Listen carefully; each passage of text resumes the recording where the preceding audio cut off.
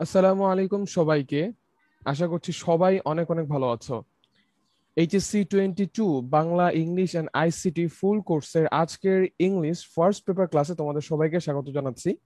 আজকে আমাদের ফ্লো চার্টের উপর সেকেন্ড ক্লাস, এবং যারা ইতিমধ্যে ক্লাসে জয়েন করে ফেলেছো এবং করছো সবাই কমেন্ট সেকশনে বন্ধুদেরকে মেনশন করে দাও, যেন তাদের কাছেও ক্লাসের নোটিফিকেশন পৌঁছে যায় এবং তারাও খুব দ্রুত ক্লাসে জয়েন করে ফেলতে পারে।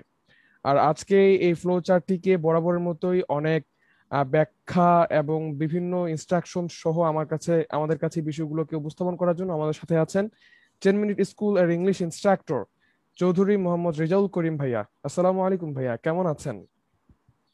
ওয়ালাইকুম আসসালাম, আলহামদুলিল্লাহ ভালো আছি। আশা করি তোমরা সবাই অনেক বেশি ভালো আছো। তো আজকে হচ্ছে আমরা ফ্লো চার্টের যে সেকেন্ড পার্টটা পড়ার কথা ছিল সেই সেকেন্ড পার্টটা পড়বো এবং চেষ্টা করব যেন আমরা সুন্দর করে ফিনিশিং দিয়ে দিতে পারি। এবং গত ক্লাসে তোমাদের যার যেই জায়গায় সমস্যা ছিল আমার সর্বোচ্চ চেষ্টা থাকবে ওই সমস্যাগুলোকে তুলে ধরার, এবং ওই সমস্যাগুলো অবশ্যই আমরা যেন সমাধান করতে পারি সেই দিকেও আমরা খেয়াল রাখবো। সো আমি দেখতে পারতেছি মোটামুটি সবাই জয়েন করে ফেলতেছে। ওয়ালাইকুম আসসালাম এবং আসসালামু আলাইকুম সবাইকে। আশা করি তোমরা সবাই ভালো আছো। তো তোমাদের ফ্রেন্ডদেরকে মেনশন করে দাও এবং তোমাদের প্রশ্নগুলো নিয়ে হাজির থাকো এবং একটু ফোকাস দাও, একটু নজর দাও, একটু মনোযোগ দাও, যেন কিনা আমরা সুন্দর মতো আজকে এই ফ্লো চার্টের যেই সেকেন্ড পার্টটা এইটা খুব সুন্দর করে শেষ করতে পারি। তো তোমাদের কাছে আমি একটু 5 সেকেন্ড টাইম 10 সেকেন্ড টাইম নিয়ে নিব, তোমরা একটু জয়েন হতে থাকো, আমি এক্ষুনি আসতেছি। জাস্ট একটু একটু সময়।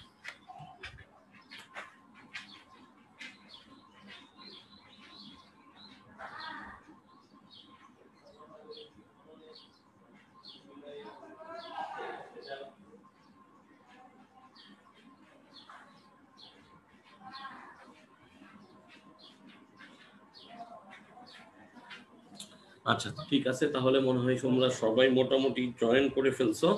সো আমরা আজকে যেটা দেখবো সেটা হচ্ছে যে ফ্লো চার্টের ক্ষেত্রে তোমাদের যে প্রবলেমটা ছিল মূলত যে অ্যাকচুয়ালি ফ্লো চার্টে আমাদের যেই ঘটনাটা ঘটতেছে যে আমরা বুঝতেছি না যে আমরা সেন্টেন্স লিখবো নাকি ফ্রেজ লিখবো।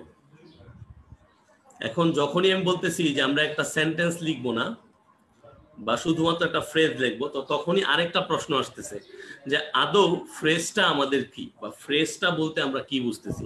সো আজকে প্রথম যেই আলোচনাটা আমরা করব সেটা হচ্ছে যে অ্যাকচুয়ালি একটা সেন্টেন্স আর ফ্রেজের ভিতরে যে প্রথাগত পার্থক্যটা কি। এতে করে তোমাদের আশা করি মোটামুটি একটা ধারণা ক্লিয়ার হয়ে যাবে যে তুমি কোশ্চেনের অ্যান্সারটা যখন লিখবা তখন কোশ্চেনের অ্যান্সারটা লেখার জন্য কি ধরনের তথ্য তোমাকে দিতে হবে। সো এইখানে একটা বেসিক জিনিস তোমাদেরকে মনে রাখতে হবে। সেই বেসিক জিনিসটা হচ্ছে যে একটা সেন্টেন্সের মূলত আমাদের দুইটা পার্ট ছিল, তাই না? একটা সেন্টেন্স যখন আমরা লিখতে যাই তখন আমাদের দুইটা পার্ট ছিল। একটা ছিল আমাদের সেই সেন্টেন্সের কি অংশ, আমাদের নর্মাল সাবজেক্ট কি ছিল, একটা সাবজেক্ট, তার সাথে ছিল আমাদের প্রেডিকেট। কি ছিল? প্রেডিকেট।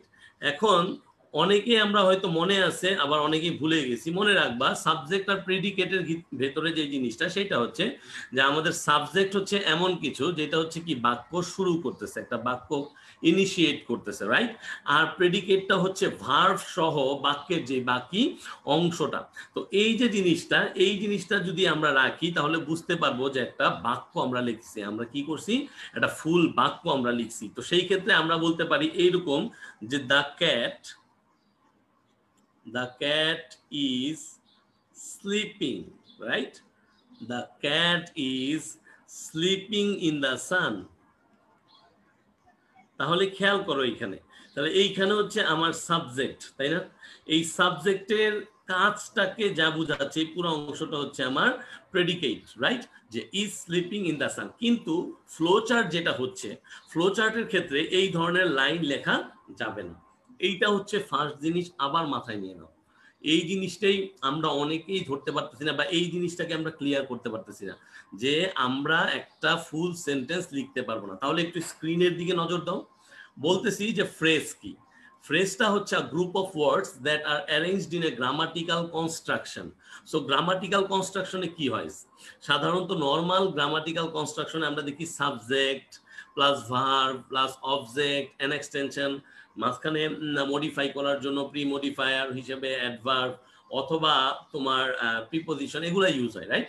কিন্তু ফ্রেজের ক্ষেত্রে মূলত যেটা হবে অ্যাক্ট করবে সেন্টেন্সের মতো, অর্থাৎ মনে হবে যেন এটা একটা সেন্টেন্স, কিন্তু অ্যাকচুয়ালি ফ্রেজগুলা আদৌ কোনো সেন্টেন্স না। এরা হচ্ছে just a group of words, এবং এদের বিভিন্ন ধরনের ভাগ আছে, যেমন noun phrase, verb phrase, adverbial phrase, এগুলো আমরা একটু পরে দেখব। তারপরে দেখো সেন্টেন্সটা কি বলতেছে, grammatical unit of one or more words that expresses an independent meaning. এখানে একটা গুরুত্বপূর্ণ জিনিস আছে, সেন্টেন্স যখন কিনা একটা ক্লজে তৈরি হয়, যেটাকে তোমরা বলো হচ্ছে কি সিম্পল সেন্টেন্স। সো এখানে কিন্তু ক্লজ জিনিসটা আসতেছে। বারবার বলি যে গ্রামারের জিনিসগুলোকে একটু মনে করো, একটু চিন্তা করো, তাহলে দেখবা জিনিসগুলো ধীরে ধীরে মাথার ভিতরে আসতেছে। তাহলে দেখো সেন্টেন্সের ক্ষেত্রে বলতেছি একটা সেন্টেন্সের ইন্ডিপেন্ডেন্ট মিনিং আছে। কারণ কি, আমরা জানি যে 3 ধরনের ক্লজ আছে, principal clause, subordinate clause, coordinate clause. তাহলে এই যে প্রিন্সিপাল ক্লজ, যেখানে কিনা একটা সেন্টেন্সের ইন্ডিপেন্ডেন্ট মিনিং মানে একটা ফুল মিনিং দেওয়া যায়, তাহলে অবশ্যই একটা সেন্টেন্স এমন ভাবেই গঠিত হবে যেখানে গ্রামাটিক্যাল ইউনিটটা একটা স্ট্রাকচারাল ওয়েতে একটা ইন্ডিপেন্ডেন্ট মিনিং করবে। তাহলে ফ্রেজ আর সেন্টেন্সের যদি এই দুইটা জিনিস বুঝি, তাহলে নিচের দিকে তাকাই, phrase doesn't express a complete thought. মনে রাখবা, ফ্রেজ দিয়ে কখনোই কমপ্লিট থট এক্সপ্রেস করা যায় না। ধরো আমি একটা জিনিস লিখি, তোমরা নিশ্চয়ই দেখতে পারতেছো, আমি লিখলাম ফ্যাসিলিটেটস এডুকেশন। এখন তোমরা আমাকে কমেন্টে জানাও এই ফ্যাসিলিটেটস এডুকেশন দিয়ে তোমরা কি বুঝো। আমি একদম বলে দিতে পারি যে এক একজন এক এক ধরনের ধারণা ব্যক্ত করবে, কেননা কারণ ফ্যাসিলিটেটস এডুকেশন এটা একটা ফ্রেজ, কিন্তু মজার ব্যাপার হচ্ছে এই ফ্রেজের কোনো কমপ্লিট থট নাই। আমি যদি শুধুমাত্র একটা সাদা পৃষ্ঠায় লিখি ফ্যাসিলিটেটস এডুকেশন, তাহলে এইটার মিনিং এক একজন এক একভাবে নিবে, অথবা এইটার অ্যাকচুয়ালি আর কোনো কমপ্লিট থট নাই।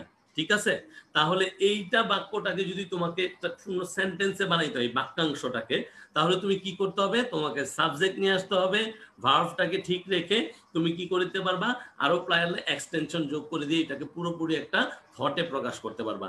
তাহলে নিশ্চয়ই বুঝতে পারতাছো যে ফ্রেজের কোনো কমপ্লিট থট নাই, whereas sentence expresses a complete thought.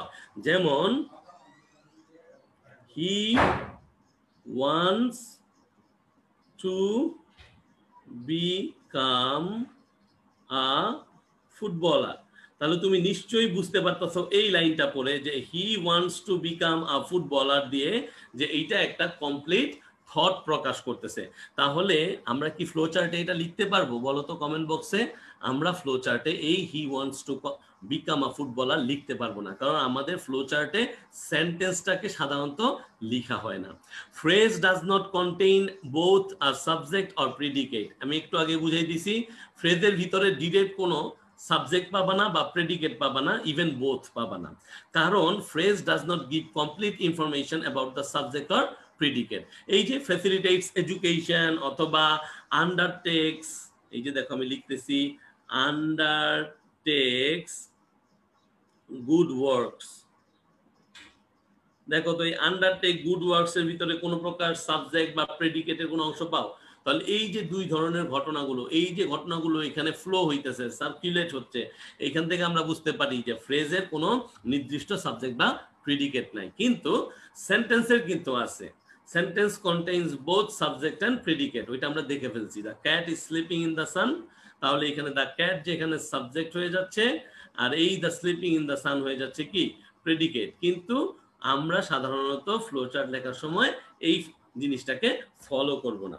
পরের যে জিনিসটা আছে এইখানে আসো, এইখানে আরো একটু ইন্টারেস্টিং কিছু তথ্য আমরা এখানে দেখব। খেয়াল করো, বলতেছি যে phrase does not begin with a capital letter or end in punctuation marks. এখন এই প্রশ্নটার এই অংশটা আমাকে অনেকজন করছে ওই দিন। সো আমি যেটা বলছি যে আসলে আমাদের বাংলাদেশের যে নিয়ম বা আমাদের বাংলাদেশে যে এক্সাম মানে যেভাবে হচ্ছে, সেইখানে অনেকে বক্সের ভিতরে এই ফ্রেজাল ওয়ার্ডগুলা লেখে। আমরা অনেক সময় কি করে দেই, এই পাংচুয়েশন মার্ক ফুল স্টপটা দিয়ে দেই। অনেকে জিজ্ঞেস করছে ভাই দিতে পারবো কি দিতে পারবো না। আমি যদি নিয়মের কথা বলি, গ্রামাটিক্যাল নিয়মে, তাইলে তোমরা অবশ্যই দিতে পারবা না। আমি বলে দিচ্ছি, তোমরা দিতে পারবে না, কিন্তু কিন্তু যদি তুমি দিয়ে দাও আর সামহাও এটা ইনভিজিলেটর খেয়াল না করে, তাতে তুমি নাম্বার পেয়ে যেতে পারো, কিন্তু এই রিস্ক আসলে নেওয়া যাবে না।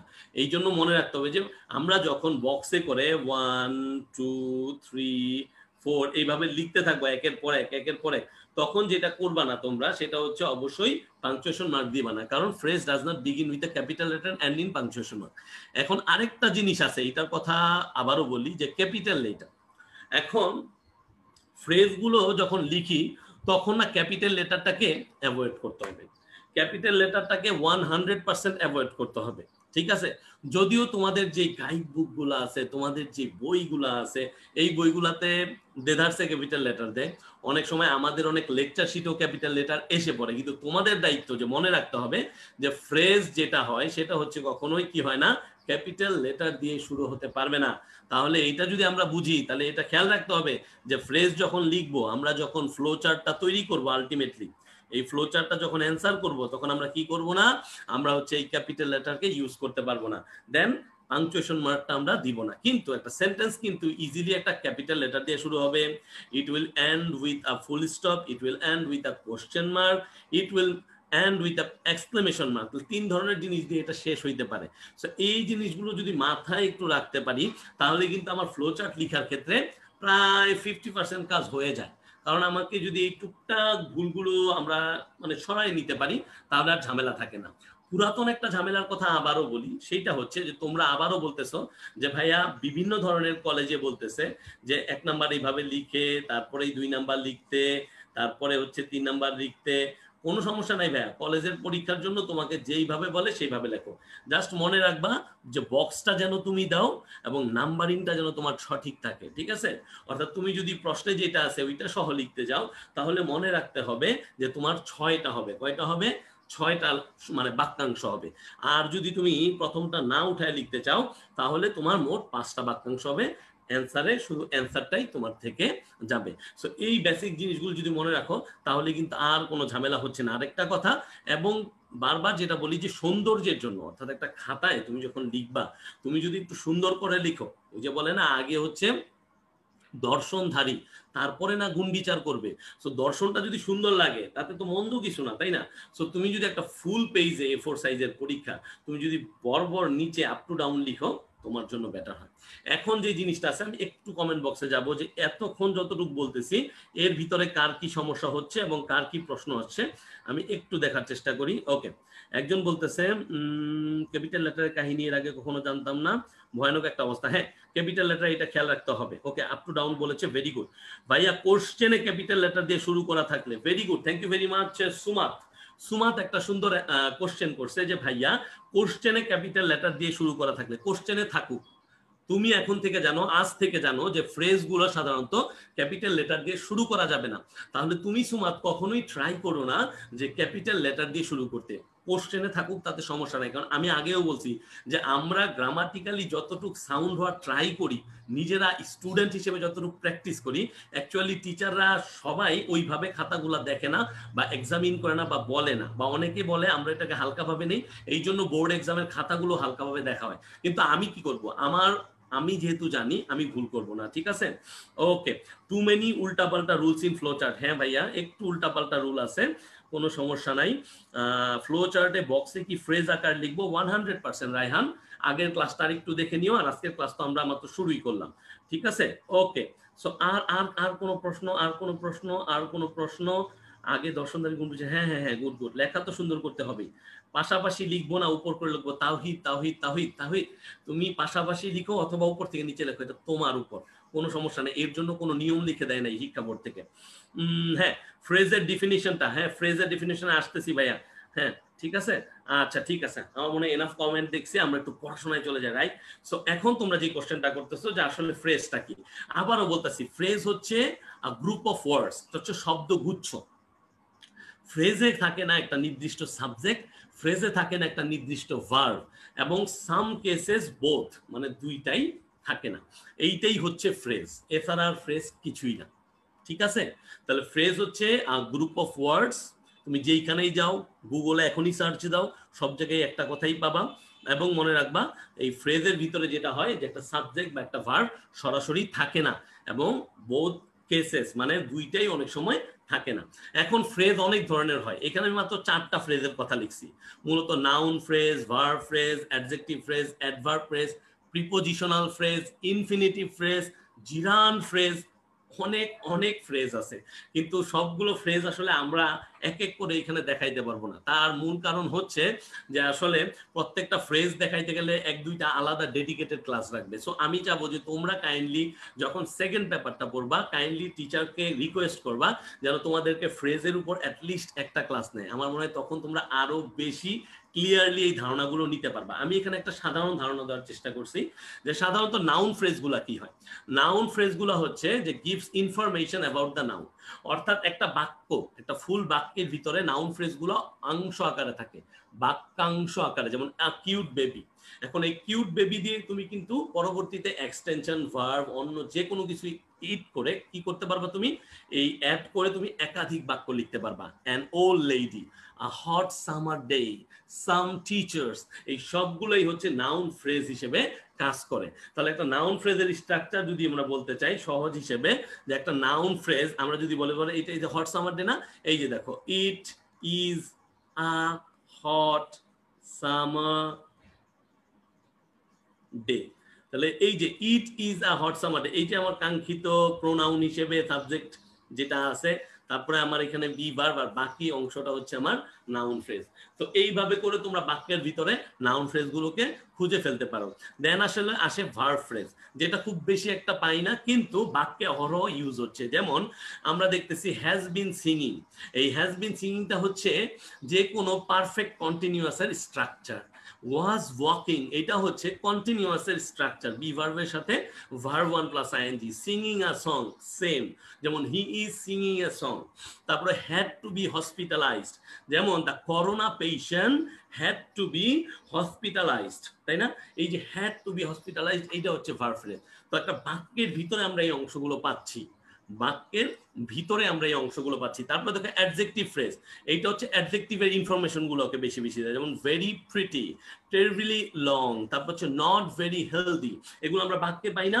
চাইলে তুমি একটা বাক্যের ভিতরে এই অংশটুকু ব্যবহার করে একটা পূর্ণ বাক্য তৈরি করতে পারো না? তাহলে একটা পূর্ণ বাক্য আর একটা ফ্রেজ কি কখনো সমান হতে পারে? আমাকে জানাও কমেন্ট বক্সে যে একটা পূর্ণ বাক্য আর একটা ফ্রেজ কি কখনো সমান হতে পারে কিনা। দেন দেখো অ্যাডভার্ব ফ্রেজ, অ্যাডভার্ব ফ্রেজে কি হচ্ছে যে slowly and surely, formerly, beautifully, easily, যে অ্যাডভার্বগুলো ইউজ করতেছি, অথবা অ্যাডভার্বের সাথে কিছু একটা ওয়ার্ড যোগ করে আমরা, বা দুইটা অ্যাডভার্ব একত্রে যোগ করে আমরা যেটা ব্যবহার করি সেটাকে আমরা বলতেছি অ্যাডভার্ব ফ্রেজ। ঠিক আছে, সেইটাও বাক্যের যে কোনো অংশে ফিট হয়ে যায়। তাহলে বুঝতেই পারতেছো যে মূলত ফ্রেজগুলো আর সেন্টেন্সগুলোর মধ্যে যোজন যোজন পার্থক্য। ফ্রেজ আর সেন্টেন্স কখনোই এক হতে পারবে না, সরি। তারপরে দেখো প্রিপোজিশনাল ফ্রেজ। প্রিপোজিশনাল ফ্রেজগুলো মনে রাখবা প্রিপোজিশন দিয়ে শুরু হয়, অর্থাৎ প্রিপোজিশনাল ফ্রেজগুলো হচ্ছে প্রিপোজিশন, তার সাথে এক্সট্রা কোনো একটা অংশ হিসেবে শব্দ জুড়ে দেওয়া হয়, যেমন down the road, after a long time, on the table, beside the lake. So তোমরা কিন্তু চাইলে এগুলা দিয়ে ইচ্ছা মতো বাক্য বানাইতে পারো, তাই না? I saw him talking to someone beside the lake. তাহলে এই যে I saw him, I saw him talking to someone beside the lake. এইখানে এই beside the lake-টাকে আমরা ব্যবহার করতে পারি প্রিপোজিশনাল ফ্রেজ হিসেবে, কিন্তু এইটা হচ্ছে বাক্যের শুধুমাত্র একটা অংশ, আর বাকি অংশ তো আমরা দেখতেছি। তো একটা সেন্টেন্স আর একটা ফ্রেজের ভিতরে অনেক অনেক পার্থক্য। তুমি যখনই কিনা এই সেন্টেন্স আর ফ্রেজের পার্থক্যটা কিছুটা ধরতে পারবা, তখন তুমি মনে রাখবা যে তোমার জন্য কিছু জিনিস সহজ হয়ে যাবে। এখন আসো কিছু জিনিস তোমাদেরকে বলি। তোমরা হচ্ছে আমাকে বলেছো যে ইনফিনিটিভ আর হচ্ছে জিরান্ড। সো ইনফিনিটিভ আর জিরান্ডের তোমাদের প্রবলেম হয়, কিন্তু আমি আগে বলি যে ইনফিনিটিভ এবং জিরান্ড দিয়েও কিন্তু ফ্রেজ হয়। যেমন ইনফিনিটিভ দিয়ে আমরা বললাম টু ওয়াক, রাইট? হ্যাঁ, আর এইখানে আমরা বললাম হচ্ছে ওয়াকিং ইন দ্য স্ট্রিট। তাহলে দেখো খেয়াল করে, এই যে আমার জিরানগুলো না বাক্যে প্রেজেন্ট পার্টিসিপলের মতো আচরণ করে। কার মতো আচরণ করে ভাইয়ারা? Present participle. ভার্বের না অনেকগুলো রূপ আছে, এগুলো হচ্ছে তোমাদের একটু মানে গ্রামার আইটেম একটু শিখে নিলে ভালো, কারণ আমাদের তো ক্লাস সংখ্যা অনেক কম ফার্স্ট পেপারে, সো একটু কঠিন হয়ে যায়। একটু তাড়াতাড়ি বলি, অনেকে আবার তাড়াতাড়ি বললে একটু বুঝতে সমস্যা হয়, তাই সবার কাছে সরি বলে নিচ্ছি যে একটু তাড়াতাড়ি পড়াইতে হয়, কারণ বুঝতেই পারতেছো। সো প্রেজেন্ট পার্টিসিপলটা কিভাবে হয়? যে একটা ভার্ব 1 প্লাস আইএনজি। এখন এই প্রেজেন্ট পার্টিসিপলটা সাধারণত যখন বাক্যের শুরুতে গিয়ে বসে এই ফ্রেজাল আকারে, তখন আমরা একে জিরান ফ্রেজ হিসেবে ইউজ করতে পারি, জিরান বলে আখ্যায়িত করতে পারি। সো এই ওয়াকিং ইন দ্য স্ট্রিট আমি কিন্তু বলতে পারি I saw him walking in the street, তাই না? I saw him walking in the street, he was walking in the street. একাধিক বাক্য লিখতে পারি। তাহলে এই যে দেখো, he was walking in the street. তাহলে এই যে ওয়াকিংটা, এখানেও কিন্তু ভার্ব 1 প্লাস আইএনজি আছে, তার মানে এখানে প্রেজেন্ট পার্টিসিপল ফর্ম আছে। সো শুধুমাত্র এইটাকে যখন আমি অমিট করে দিব আর বলবো ওয়াকিং ইন দ্য স্ট্রিট, তখন কিন্তু এইটা একটা জিরান্ডের ন্যায় আচরণ করবে। কেমন আচরণ করবে? জিরান্ডের ন্যায়। আর ইনফিনিটিভ গুলা কি হয়?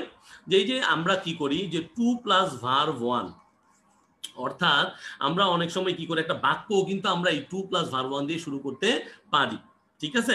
তো সেই ক্ষেত্রে আমরা এই ইনফিনিটিভ গুলোকে ইউজ করে থাকি, এবং ইনফিনিটিভ গুলো ফ্রেজ আকারে ইউজ হয় একটা বাক্যের মাঝখানে, বাক্যের অংশ হিসেবে এদেরকে আমরা পেয়ে থাকি। সো বেসিক যে ব্যাপারটা হচ্ছে ইনফিনিটিভ আর জিরান্ডের ভিতরে, জিরান্ডটা হচ্ছে কোন একটা ভার্বের ভি1 এর সাথে আইএনজি, আর ইনফিনিটিভটা হচ্ছে 2 প্লাস ভার্ব 1, যেটা হচ্ছে তোমরা মোটামুটি আমি জানি সবাই এখানে জানো। আর এইটা যদি তোমরা জানো যে এই যে টুকটাক এই জিরান্ড ইনফিনিটিভের টুকটাক যে ব্যবহারগুলো এবং এগুলোর যদি পার্থক্যগুলো তোমরা জানতে পারো, তাহলে কিন্তু এটা তোমাকে গ্রামাটিক্যালি আরো সাউন্ড করবে, এবং টুকটাক ক্ষেত্রে গ্রামারের বিভিন্ন মেজর ভুল থেকে তোমাকে কি করবে? শেষ করবে। তাহলে অনেক সময় ভার্বগুলা নাউন হিসেবে কাজ করে। তাহলে আমরা বলতে পারি verb acting as a noun. জিরান্ডের ক্ষেত্রে এই বিষয়টা বেশি হয় যে ভার্বটা কি হয়? এই নাউন হিসেবে অ্যাক্ট করতে থাকে, ঠিক আছে? এবং সেই ক্ষেত্রে আমরা এইভাবে বিভিন্ন জিনিস, এই অ্যাক্টিংটাও তখন জিরান, এইটা বাক্যের শুরুতে রাইটিং, লিসেনিং, ক্যারিং সবকিছু তখন জিরান। আর এইটার যদি আমি ইনফিনিটিভ বানাই তাহলে কি করবো? To act, to talk, to write, ঠিক আছে? তাহলে এইভাবে করে আমরা কি করতে পারবো? এই জিরান গুলো করতে পারবো। আরেকটা জিনিস মনে রাখবা যে আই লাইক ফিশিং, একটা সহজ নিয়ম আছে যে যখন একটা বাক্যে, সেটা যেই টেন্সেই থাকুক না কেন, টেন্স ম্যাটার করে না, যদি একটা ভার্বের পর, এটা ভার্ব 1, এটা হচ্ছে ভার্ব 2, এই একটা ভার্বের পর যদি আরেকটা ভার্ব থাকে, তাহলে সেই ক্ষেত্রে মনে রাখবা ভার্ব 2টা ভার্ব 1 প্লাস আইএনজি হয়, অর্থাৎ প্রেজেন্ট পার্টিসিপল ফরম্যাটে হয়, যেটা আলটিমেটলি আমরা জিরান বলে থাকতেছি। তাহলে মনে রাখবা যে gerund can be the object of a preposition, কিন্তু ইনফিনিটিভ কখনো হইতে পারে না সেইখানে, ঠিক আছে? তাহলে জিরান হইতে পারে কি? একটা অবজেক্ট অফ এ প্রিপোজিশন, কিন্তু যেটা কিনা একটা কি হইতে পারে না? ইনফিনিটিভ হইতে পারে না। তাহলে আই লাইক ফিশিং, এটাকে যদি বলি আই লাইক টু ফিশ, তাহলে কি বাক্য হবে? তোমরাই বলো কমেন্ট বক্স, আমি একটু দেখি। আই লাইক টু ফিশ বাক্যটা কি সঠিক নাকি ভুল? আই লাইক টু ফিশ এই বাক্যটা কি সঠিক নাকি ভুল? একটু দেখি কে কি বলতেছ। ওকে ওকে, আচ্ছা, I like to fish, okay, very good. আচ্ছা, তাহলে এইটা কিন্তু কিন্তু কিন্তু কি হবে না? এইটা একটা বাক্য হবে না। এই আই লাইক টু ফিশ কখনো একটা বাক্য হবে না। তাহলে এইটা কখনোই হবে না, যেটা আমি একটু আগে বলে দিলাম যে জিরানটা কি হইতে পারবে না? একটা প্রিপোজিশনাল যে অবজেক্ট বা অবজেক্ট অফ প্রিপোজিশন, আমরা কি বলতেছি? অবজেক্ট অফ প্রিপোজিশন, যেটা কিনা জিরান হইতে পারে, সেটা কিন্তু কখনোই ইনফিনিটিভ হইতে পারে না। তাহলে এখানে একটু পজ দেই, তোমাদের কোশ্চেন আশা করতেছি, দেখি তোমাদের থেকে কি কোশ্চেন পাই, একটু দেখি যে কি কি কোশ্চেন পাই। Okay okay, thank you. ভুল ভুল wrong, thank you very much. হ্যাঁ, তোমরা মোটামুটি বুঝতেছো আলহামদুলিল্লাহ, এবং পুরোপুরি বুঝবা, কারণ এগুলো তোমরা জানো। এমন কোনো কিছু পড়াচ্ছি না যে তোমরা জানো না, আলহামদুলিল্লাহ তোমরা সবাই এগুলা জানো। শুধু তোমাদেরকে একটু মনে করাই দিতেছি, লকডাউনের কারণে পড়াশোনার একটু গ্যাপ হয়েছে, অনেক কিছু হয়েছে, করোনা ভাইরাস, এই জন্য হচ্ছে আমরা একটু বুঝতেছি কম বা একটু মনে করতে পারতেছি কম, বাট আশা করি একটু মনোযোগ দাও, দেখবো সব মনে পড়ছে, right? Okay okay, thank you very much যদি তোমরা বুঝে থাকো। তাহলে এখন বেসিক পার্থক্যগুলা কি তোমরা কি বুঝতে পারতেছো? যে ঘটনাগুলো কি ঘটতেছে তোমরা কি বুঝতে পারতেছো যে আসলে এই ঘটনাগুলো থেকে আমাদের কি শিক্ষা নেওয়া উচিত? তাহলে এই শিক্ষা নেওয়া উচিত। তাহলে আমি ফ্লোচার্ট সম্বন্ধে এখন যা যা লিখবো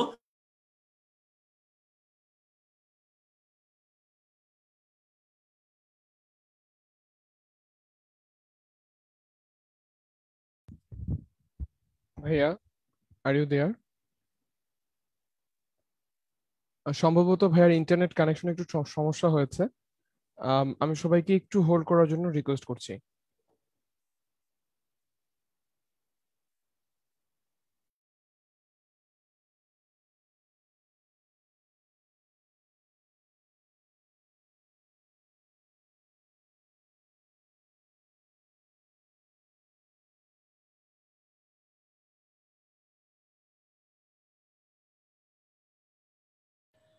সরি ম্যাডাম, আমার বিদ্যুৎ চলে গেছিল। সো আমি হচ্ছে মোবাইল নেটওয়ার্কে কানেক্ট হয়ে গেলাম। সো আমি স্ক্রিনটা শেয়ার করে দিচ্ছি তোমাদেরকে। আশা করি তোমরা আমাকে দেখতে পাচ্ছ। Extremely sorry about the inconvenience. এখন হচ্ছে আশা করি এটা শেয়ার হয়ে গেছে, right Zubair? Can you see me? জি ভাইয়া, everything is okay. Thank you very you can much. Continue the class.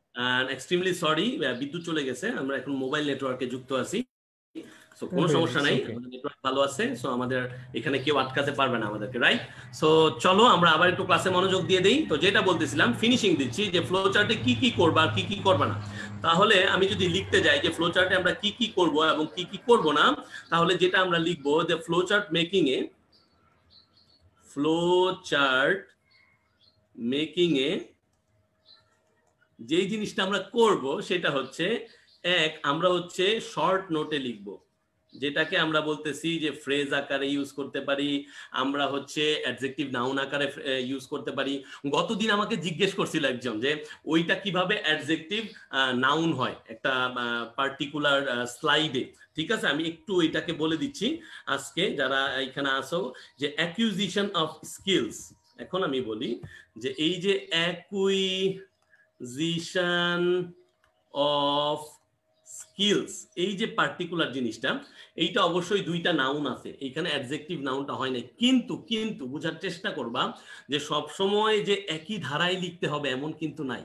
আমি কিন্তু আবারও বলে দিচ্ছি যে তার মানে তুমি টু প্লাস ভার্ব ওয়ান দিয়ে শুরু করছো এইভাবেই লিখতে হবে তা না। তবে সৌন্দর্যের খাতিরে তুমি যদি তৈরি করতে পারো তাহলে তুমি টু প্লাস ভার্ব ওয়ান দিয়ে লিখতে পারো, তাহলে তুমি verb one plus ING gerund আকারে লিখতে পারো।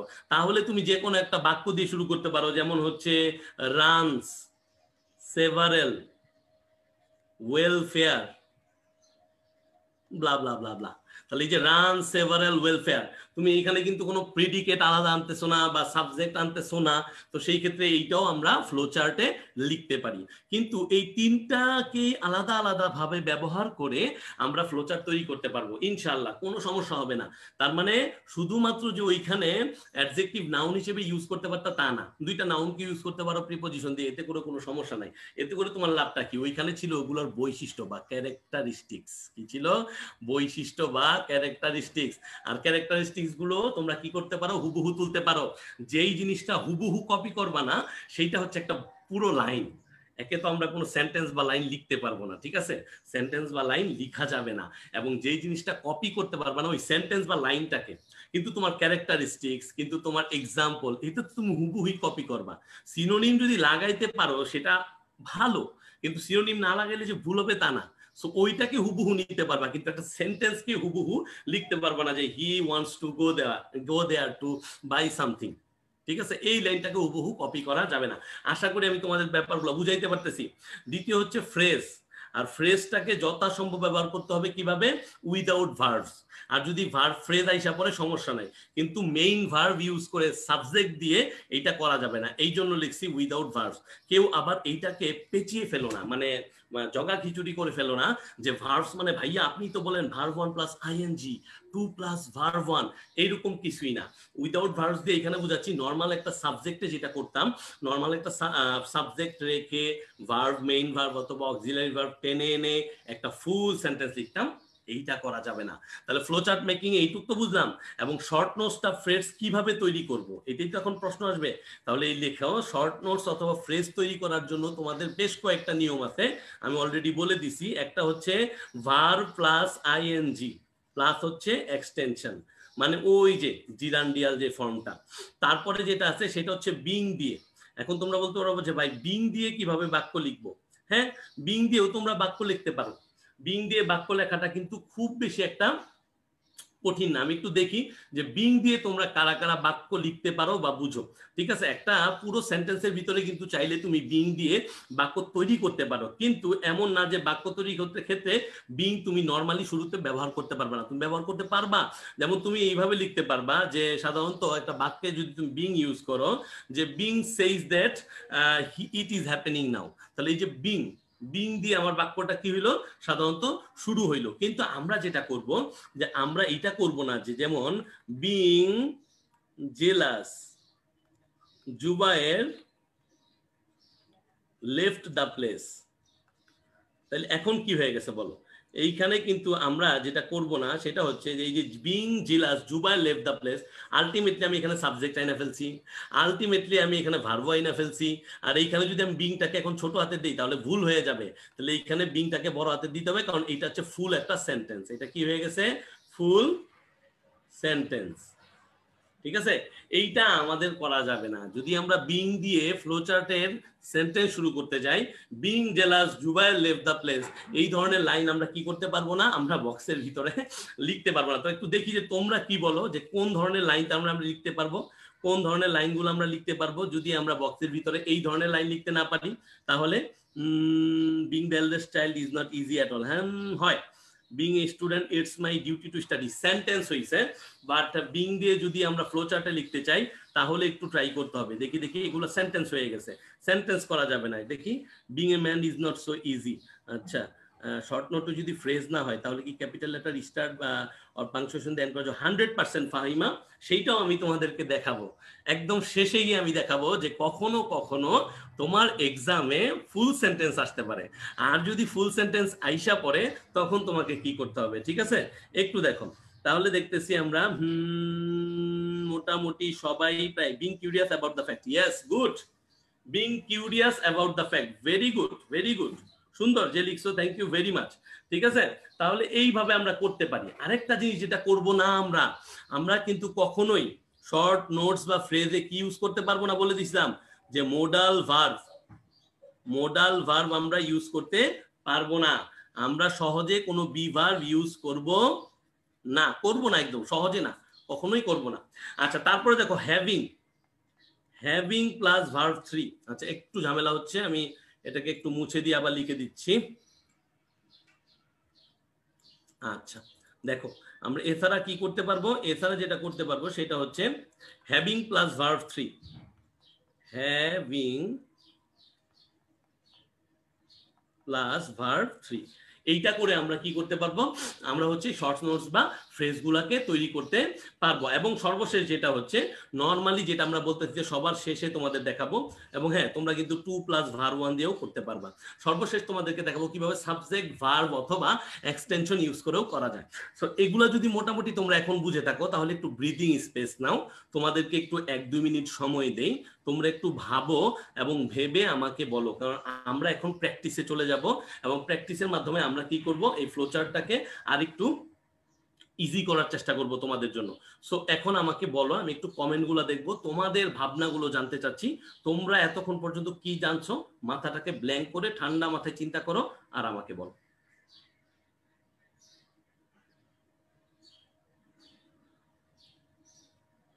Very good, Abu Bakr Siddiq, being credited with miracle.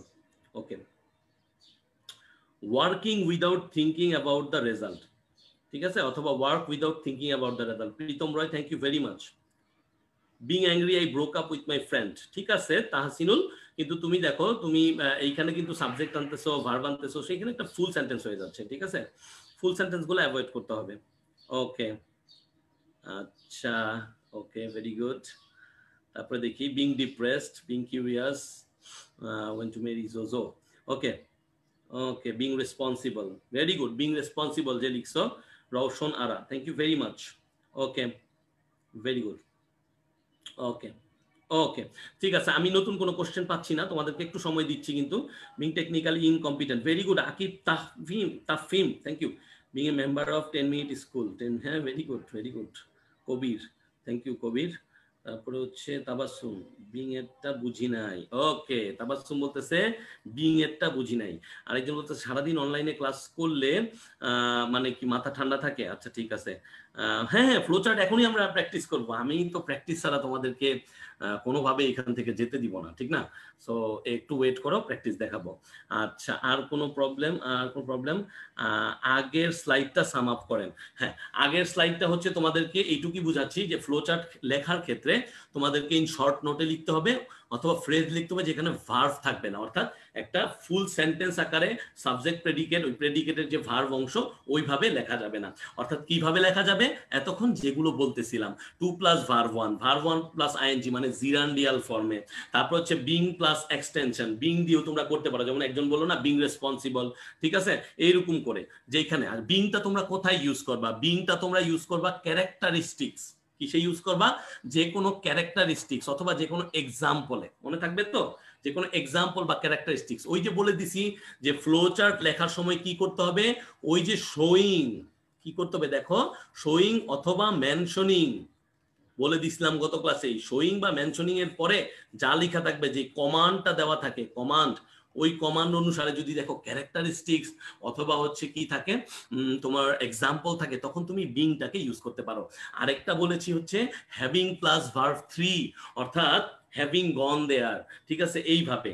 হ্যাঁ, অর্থাৎ হ্যাভিং এর পরে আমরা কি করব, ভার্বের পাস্ট পার্টিসিপল ফর্মটা ইউজ করব। তবে তোমাদের সুবিধার্থে বলতেছি, তোমরা বেশিরভাগ সময়ই যেটা পেয়ে যেতে পারো সেটা হচ্ছে এই 2 প্লাস ভার্ব 1, তোমরা পেয়ে যেতে পারো জিরান্ডিয়াল যেই ফ্রেজটা ভার্ব 1 প্লাস আইএনজি, অথবা পেতে পারো, একটু স্ক্রিনের উপর নজর দাও, এইভাবে কিছু তোমরা লাইন পেতে পারো। ধরো আমি একটা লাইন লিখলাম, ইট রানস, কি লিখলাম, ইট রানস সেভারেল, একটু খেয়াল করো ভাইয়ারা, ইট রানস সেভারেল প্রজেক্টস, দেখো it runs several projects in Bangladesh. এখন তোমরা একটু বলো তো কমেন্ট বক্সে যে আমরা কি এইভাবে সেন্টেন্স লিখতে পারবো কিনা ফ্লো চার্টে, it run several projects in Bangladesh. এই বাক্যটাকে কি লেখা যাবে বলো তো একটু? হ্যাঁ, এই বাক্যটাকে কি লেখা যাবে? হ্যাঁ, কমেন্ট বক্সে একটু জানাও। আচ্ছা, ঠিক আছে। বিং এর পর সাধারণত ভার্ব আর বসানোর দরকার নাই, বিংটাই জিরান্ডের মতো কাজ করে, বি প্লাস আইএনজি, এই যে বিংটাই জিরান্ডের মতো কাজ করে। বিং এর পর তুমি যে কোনো ক্ষেত্রে নাউন ইউজ করো, অ্যাডজেক্টিভ ইউজ করো, তাহলেই হবে, ঠিক আছে? আশা করি একটু একটু বুঝতে পারতেছো। মাথা গরম করিও না, ঠান্ডা মাথায় চিন্তা করো, দেখবা যে ধীরে ধীরে উত্তর বের হইতেছে, ঠিক আছে? Okay, having finished his work he return home. Partha, এটা কিন্তু লাইন হয়ে গেছে, এই লাইনটাকে আমরা নিতে পারবো না, ঠিক আছে? ওকে, আচ্ছা, it runs several projects in Bangladesh. তোমাদেরকে যদি জিজ্ঞেস করি, তোমরা অ্যান্সার অবশ্যই দিবা যে না ভাইয়া, ফ্লো চার্টে আমরা এগুলো ইউজ করতে পারবো না। ভেরি গুড, আমরা এই চার্টে ফ্লো চার্টে ইউজ করতে পারবো না। তাহলে এটা কি ইউজ করব? যে it runs several projects in Bangladesh, কি লিখতে পারবো আমরা? আমরা এইভাবে লিখতে পারবো যে ইটটাকে বাদ দিয়ে দিলাম, কিন্তু চাইলে আমরা এই ভার্বটাকে ইউজ করতে পারি, রানস সেভারাল প্রজেক্টস। এই যে রানস সেভারাল প্রজেক্টস, এইটাকে আমরা ভার্বাল ফ্রেজ হিসেবে, ভার্ব ফ্রেজ হিসেবে, run several projects in Bangladesh, যদি কোনো ক্যারেক্টারিস্টিক্স চাই অথবা কোনো এক্সাম্পল চাই, যদি এই ঘটনা কি কি ঘটতেছে, তখন আমরা এই শুধু ইটটাকে কেটে দিয়ে আমরা এটা লিখতে পারবো। এখন চাইলে এই সেভারাল প্রজেক্টস এর মাঝখানে তুমি চাইলে একটা কি লাগিয়ে দিতে পারো, তুমি নাউন ইউজ করতে পারো, অ্যাডজেক্টিভ ইউজ করতে পারো, যেমন আমি ধরো ইউজ করে দিলাম হচ্ছে ওয়েলফেয়ার, ঠিক আছে? তাহলে এটাও আমার একটা কি হয়ে যাবে, ফ্লো চার্টের একটা অংশ হয়ে যাবে। তাহলে দেখো, নরমালি কিন্তু ভার্ব ফ্রেজ গুলো দিয়ে আমরা ফ্লো চার্ট অবশ্যই ইউজ করতে পারবো, কিন্তু এইভাবে সাবজেক্ট লিখে তারপরে এইটাকে তার মেইন ভার্ব বানিয়ে এইটা আমরা করতে পারবো না। আমি কি বুঝাইতে পারতেছি বলো? এটা যদি না বুঝো আমাকে আবার বলো, এবার যদি না বুঝো তাহলে আমাকে আবার বলো যে এইভাবে করে আমরা কি করব, এইভাবে করে আমরা হচ্ছে আলটিমেটলি ফ্লো চার্টের লাইনগুলা লিখবো, ঠিক আছে? যদি না বুঝো তাহলে আমাকে আবার বলো, তাহলে আমি আরো একটা দেখাই দিব। তাহলে এইভাবে করে আমরা কি করতে পারবো, মনে করো বলতেছে কোনো একটা সিন প্যাসেজ তুমি পড়লা, ওই সিন প্যাসেজে তুমি কি দেখলা, ওই সিন প্যাসেজে দেখলা যে খাবার দাবার বানাইতে পারে, কথাটা বুঝো, খাবার দাবার বানাইতে পারে, খাবার বানানো শিখলো, খাবার বানানো শিখার পরে সে দেখলো যে এগুলো বিক্রিও করা সম্ভব, সো সেগুলো বিক্রি করা শুরু করে দিল। এখন যদি তোমার কোশ্চেনটা থাকে যে কিভাবে এসে ইনকাম জেনারেট করতেছে, কি বলতেছি আমরা, ইনকাম জেনারেট করতেছে, ইনকাম জেনারেট অথবা ইনকাম জেনারেটিং অ্যাক্টিভিটিস, যে কোনো XYZ, যে কোনো কারো একজন নাম, ঠিক আছে? সে কি করতে হচ্ছে যে এইভাবে খাবার দাবার তার বানানো শিখলো, খাবার দাবার বানানো শেখার পর সেগুলোকে কমার্শিয়ালি বিক্রি করা শুরু করলো। তাহলে তোমাকে বললো make a flow chart showing how XYZ মানে কি করতেছে, XYZ ইনকাম জেনারেটিং অ্যাক্টিভিটিস, অর্থাৎ তুমি দেখাও যে কিভাবে সে এই ইনকাম গুলোকে জেনারেট করতেছে। একটা তোমাকে আমরা দিয়ে দিলাম করার জন্য, যে ধরো এটা কি করতেছে, যে সে হচ্ছে প্রসেসিং ফুড, কি আমরা লিখলাম প্রসেসিং ফুডস। তাহলে এই যে প্রসেসিং ফুডস, এটা আমি তোমাকে দিয়ে দিছি। তাহলে তুমি যেহেতু দেখলা এখানে জিরান্ডের ইউজটা আছে, তাহলে তুমি চেষ্টা করবা পরবর্তীগুলোকে জিরান্ডের ইউজেই আনতে, কারণ এতে করে তোমার জন্য ভাবনা চিন্তা সহজ হবে। তাহলে প্রসেসিং ফুডের পরে আমরা কি করব, যে কিভাবে ফুডটা প্রসেস করে, তারপর আমরা মেকিং ফুডে চলে গেলাম, যে সে কি করে মূলত ফুডটাকে মেকিং করে, ঠিক না? তাহলে মেক করলেই তো হবে না, ফুড মেকের পরে সেটাকে কি করতে হবে, সেল করতে হবে না? তারপরে সে কি করে দেখো, selling them in the market, selling them in the market. তাহলে এই যে অলরেডি সে সেল করা শুরু করে দিছে, তাহলে ইনকাম কি জেনারেট হবে কি হবে না বলো? ইনকাম জেনারেট হবে, এবং এই জন্যই পরবর্তীতে আমরা লিখতে পারি আর্নিং মানি। তাহলে একটা ফ্লোচার্ট আমরা বুঝাই দিলাম যে XYZ যে কিনা একটা কাজ শুরু করছিল, সেটা হচ্ছে ফুড তৈরি করার, এবং সেই ফুডগুলো তৈরি করার মাধ্যমে সে চিন্তা করলো যে এগুলাকে আমি কিভাবে ব্যবসায়িক কাজে লাগাইতে পারি। So processing foods, making foods, তারপর হচ্ছে selling them in the market, earning money, ultimately earning money. এবং এতে করে তার কি হইলো, তার হচ্ছে সলভিং, অর্থাৎ তার পরিপূর্ণ করে ফেলা, সলভিং, বা সে কি করতেছে এই প্রবলেমটাকে নিশ্চিহ্ন করে দিচ্ছে, solving her financial crisis, financial crisis.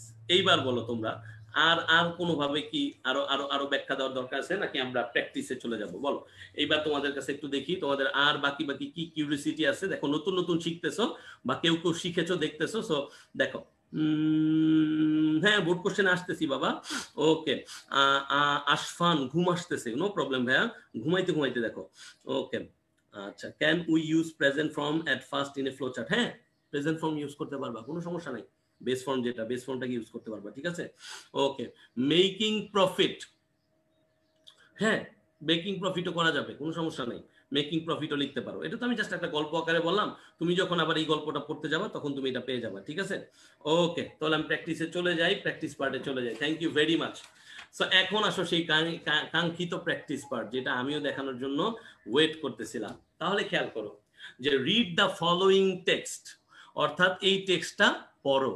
Make a flow chart, একটা ফ্লো চার্ট তৈরি করো। শোয়িং, তাহলে বারবার বলছি এই দিকে তাকাইতে হবে, showing the main attraction of Kuakata. এটা বোর্ড কোশ্চেন, এটা একটা বোর্ড কোশ্চেন। সো আশা করি তোমরা বোঝার চেষ্টা করবা। তাহলে মূল কাজটা কি ছিল, এই শোয়িং এর পরে আমার কমান্ড কি আছে, the main attractions of Kuakata. তাহলে মাথার ভিতরে এটা রাখতে হবে, the main attractions of Kuakata. অর্থাৎ যখনই আমি এই প্যাসেজটা এখন পড়বো, আমি বুঝার চেষ্টা করবো যে কোন কোন ক্ষেত্রে কুয়াকাটার কোন কোন অ্যাট্রাকশনের কথা বলা হয়েছে। তাহলে দেখো একটা তোমার জন্য করা দেওয়া হয়েছে, সেটা হচ্ছে to watch both sunrise and sunset, to watch both sunrise and sunset. আর এইটাই হচ্ছে মেইন অ্যাট্রাকশনস অফ কুয়াকাটার একটা, মেইন অ্যাট্রাকশনস অফ কুয়াকাটা, এইটার একটাই হচ্ছে এই to watch both sunrise and sunset. তাহলে যখন তুমি কোশ্চেনের ভিতর দেখে ফেলবা যে টু ওয়াচ দেওয়া আছে, মানে 2 প্লাস ভার্ব 1 দেওয়া আছে, তাহলে তুমি চেষ্টা করবা যে আমরা ইনফিনিটিভ ফ্রেজ দিয়ে শুরু হয়েছে, তাই বাকি 5টা বক্স কি সেটা দিয়ে পূরণ করতে পারি কিনা, বাকি 5টা বক্স সেটা দিয়ে পূরণ করতে পারি কিনা। তাহলে চলো আমরা একটু দেখি। কুয়াকাটা তোমরা কে কে গেছো? কুয়াকাটা অনেকেই গেছো, আবার অনেকে যাও নাই। যারা যেতে পারো নাই অবশ্যই করোনার পরে যেও, অনেক সুন্দর জায়গা। Kuakata is one of the unique spots which allow a visitor to watch both sunrise and the sunset from the beach. তাহলে দেখো মেইন অ্যাট্রাকশন প্রথম লাইনেই বলা হয়েছে, to watch both the sunrise and the sunset from the beach. তাহলে বাক্যের অংশ থেকেই বাক্যাংশ কিন্তু এইখানে ফ্লোচার্টের প্রথম লাইনটাকে ইউজ করছে, ফ্রেজটাকে ইউজ করছে। তোমরা কি বুঝতেছো? যারা কি বুঝতে পারতেছো না তারা কি একটু ধরতে পারতেছো? যদি ধরতে না পারো আমাকে আবার বলো। এই যে দেখো, Kuakata is one of the unique spots which allow a visitor to watch both the sunrise and the sunset of the beach or from the beach. এই যে to watch both sunrise and the sunset from the beach, এইটা হচ্ছে আমার প্রথম attraction. এটা ওরা বলে দিছে, one is done for you বলে দিছে। এখন বলতেছে that perhaps makes Kuakata one of the world's most attractive beaches। তাহলে এই ঘটনাটার জন্যই কুয়াকাটাকে এই পৃথিবীর একটা সেরা বিচদের ভিতরে ধরা হয়, ঠিক আছে? সেরা বিচদের ভিতরে হচ্ছে ধরা হইতেছে, ওকে। তারপরে দেখো that perhaps, তাহলে the long and wide beach at Kuakata has a typical natural setting। তাহলে এখন তোমরা বলো ভাইয়ারা, এখানে কি একটা ক্যারেক্টারিস্টিক্স আমরা পাচ্ছি না? এখানে কি আমরা একটা মেইন অ্যাট্রাকশন পাচ্ছি না যে লং এন্ড ওয়াইড বিচ? তাহলে তুমি কি চাইলে এই শব্দটাকে বা এই শব্দের অংশটা, বাক্যের অংশটাকে, বাক্যাংশটাকে নিতে পারো না? নিতে পারো। তাহলে এইটা তোমাকে দাগ দিয়ে রাখতে হবে, একটু মাথায় রাখতে হবে পরীক্ষার হলে। This Sandy bitches slopes gently into the বে। তার মানে ওইখানে কি আছে? বে অফ বেঙ্গল। এই বে অফ বেঙ্গলের দিকে এটা ঢাল আকারে নিচের দিকে চলে যায়। কি করে? এই স্যান্ডি বিচেস, অর্থাৎ বালুময় যে বিচগুলো আছে, ঠিক আছে? And bathing there is as pleasant as swimming or diving. তাহলে এখানে কিন্তু আরো দুইটা অ্যাট্রাকশন পাইলাম, যে এই বিচে গোসল করা, সুইম করা অথবা ডাইভ করা, সার্ফিং করা খুবই মজা, ঠিক আছে? তাহলে এইটাও কিন্তু আমাদের মাথায় রেখে দিলাম। Kuakata is truly a virgin beach. কারণ কুয়াকাটা হচ্ছে এমন একটা বিচ যেখানে খুব বেশি মানুষ যায় নাই, এবং কুয়াকাটা যখন হচ্ছে তৈরি হয়েছে, ঠিক আছে, এই বিচটা যখন ডেভেলপ হচ্ছিল তখন খুব বেশি একটা মানুষের ভিড় ছিল না, ঠিক আছে? তবে এখন মোটামুটি অনেক মানুষ যাচ্ছে। যাই হোক, Kuakata is truly a virgin beach and sanctuary for migratory winter birds. তাহলে অ্যাট্রাকশনের ক্ষেত্রে কিন্তু এই মাইগ্রেটরি উইন্টার বার্ডসের যে আশাটা, তারা এই যে বিচে আসে, এইটা কিন্তু আমরা ধরে রাখতে পারি। Fishing boats plying in the বে অফ বেঙ্গল। এই প্লাইং কিন্তু প্লেইং না ভাইয়া, পাল তোলা নৌকাগুলো কি করতে থাকে? ভাসতে থাকে। এইখানে এই জন্য প্লাইং বুঝাইছে। So fishing boats plying in the বে of Bengal with colourful sails, surfing waves and the lines of coconut trees। তোমরা জানো যে পটুয়াখালী, বরিশাল জেলায় প্রচুর পরিমাণে কোকোনাট ট্রিজ পাওয়া যায়। সো এটা একটা অদ্ভুত ব্যাপার, ঠিক না? আমরা আমরা হচ্ছে যুক্তরাষ্ট্র, তারপর হচ্ছে মেক্সিকোর যে বিচগুলোর কথা দেখি অথবা আমরা ইউটিউবে দেখি, আমাদের কুয়াকাটাও কিন্তু একদম তাদের চেয়ে খুব বেশি একটা পিছিয়ে নাই। হ্যাঁ, একটু হয়তো পরিষ্কার পরিচ্ছন্নতার দিক থেকে এরকম ভাবতে পারো, বাট আমরা চাইলে এগুলোকে পরিষ্কার পরিচ্ছন্ন রাখতে পারি, তাই না? এবং দেখো to the vibrant colours of Kuakata. তাহলে এইখানেও কিন্তু অ্যাট্রাকশন হিসেবে দিছে, কি দিছে বলতো? এই যে ফিশিং বোটগুলো প্লাই করতেছে, অথবা সার্ফিং ওয়েভসগুলা, অথবা সারি সারি নারিকেল গাছগুলা, এগুলোও কিন্তু মোটামুটি অ্যাট্রাকশন। তাহলে অনেকগুলো আমরা মেইন অ্যাট্রাকশন পাচ্ছি, কিন্তু সবগুলোকে নিতে পারবো? আমাদের তো নিতে হবে পাঁচটা সঠিকভাবে দিলেই পেয়ে যাবা 10 নম্বর। একটু পরে পড়ি। The indigenous culture of the Rakhine community and 100-year-old Buddhist temples indicate the age old tradition and cultural heritage of this area. তাহলে এই এরিয়ার যেই শতাব্দী ধরে অথবা আমরা মানে বছরের পর বছর ধরে যেই ঐতিহ্য আমরা দেখে আসতেছি, এবং যেই ধরনের আমরা সাংস্কৃতিক যেই মেলবন্ধনটা আমরা দেখি, এটা মূলত আসছে কাদের থেকে? ওই যে রাখাইন আছে না, যারা হচ্ছে আমাদের ওই যে উখিয়া, মায়ানমার হয়ে যে উখিয়া অথবা কক্সবাজারের যে বিভিন্ন অঞ্চলে আসছে, সেই রাখাইন কমিউনিটি, ঠিক আছে?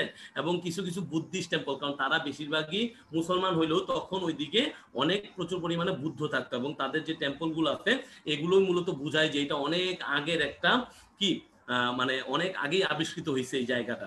Kuakata is also a Holi land for Hindus and Buddhist. এবং কুয়াকাটাকে কিন্তু মূলত হিন্দু এবং বুদ্ধদের জন্য একটা মোটামুটি পবিত্র জায়গা হিসেবে ধরা হয়। Each year thousands of devotees কি পড়াইছিলাম আমরা ইংলিশ ফার্স্ট পেপারে, তাই না? ভক্তগণ। এই ভক্তগণ কি করে? হাজারে হাজারে তারা যায় to attend the festivals of Ras Purnima. যারা তোমার এখানে হিন্দু রিলিজিয়ন আছে, তোমরা জানো রাস পূর্ণিমা সম্বন্ধে, মাঘী পূর্ণিমা বুদ্ধদের জন্য, সো অন দিস হিন্দুদের জন্য, অন দিস 2 days পিলগ্রিমস, অর্থাৎ যারা হচ্ছে যাচ্ছে, যাত্রা করতেছে, ঠিক আছে, এই ডিভোটিসরা, হ্যাঁ, holy bath and enjoy going to the traditional fairs. অর্থাৎ তারা কোথায় যায়? তারা হচ্ছে কিছু ঐতিহ্যবাহী মেলা হয়, এবং সেই মেলাগুলোর সাথে সাথে তারা কি করে? একদম পবিত্র গোসল নেয়, যেমন গঙ্গায় গিয়ে নেয়।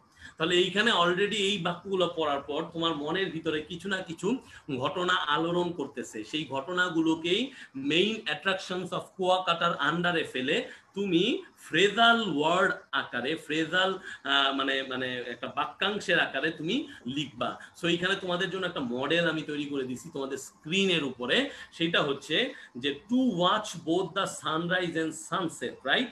তারপরে আমরা কি বলছিলাম যে এইখানে ছিল the long and wide beach at Kuakata, typical natural setting. তাহলে এখানে বলতে পারো to have a typical natural setting along the long and wide beach. তুমি হ্যাভ না লেখে গেট লিখতে পারো, কোনো সমস্যা নাই। এইটাও ভার্বের প্রেজেন্ট ফর্ম, অথবা স্পেসিফিক্যালি বললে ভার্বের বেস ফর্ম, ঠিক আছে? সো এইভাবে করে তুমি টু দিয়েও করতে পারো। আবার তুমি কোশ্চেন করতে পারো যে ভাইয়া টু দিয়ে করলাম না, আমি গেটিং লিখলাম, তাহলে কি হবে না? হ্যাভিং লিখলাম, তাহলে কি হবে না? 100% হবে। তুমি having a typical natural setting along the long and wide beach লিখলে তোমাকে কেটে দিবে না।